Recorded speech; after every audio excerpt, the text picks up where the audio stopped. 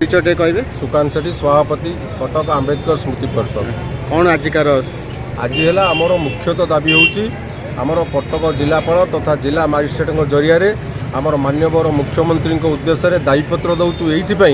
जे देखिए सारा राज्य में विभिन्न स्थान में एससी एसटी मान अन्याय अत्याचार कमिवा बदले बढ़ी चली जो मामला गुड़िक रुजु होती पुलिस केतक स्थल में रद्द करदे बंद करदे सरकार कड़ा नियम एवं उच्च न्यायालय कड़ा निर्देश अच्छी जे एससी एसटी एक्ट रुजु है माने मुदाला माने तुरंत गिरफ करने कथा ताहा मध्य असाधु पुलिस बाबू माने करूना। द्वितीयतः जिलापाल कार्यालय स्थित थिबा जिला मंगल अधिकारी तथा DWO कार्यालय रे जो सरकारी सहायता पाई कड़ा निर्देश अच्छी सरकार ताहा मध्य पालन करा जाउ नै एवं प्रथम किस्ती देला परे द्वितीय सहायता राशि देवाई बारंबार दौड़ी दौड़ी पीड़िता मैंने निराश होती एपरिक वर्ष वर्ष बड़ी दौड़े सहायता राशि पाईपारूना जहाद्वारा एससी एसटी पीड़िता माने परिवार माने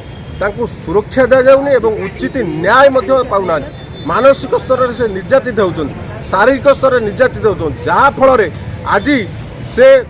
जातीयान भेदभाव जातीयान भेदभाव एक आईनिक दंडनीय अपराध एवं सामाजिक व्याधि होता कमिवा बदले बढ़ी चली प्रतिवाद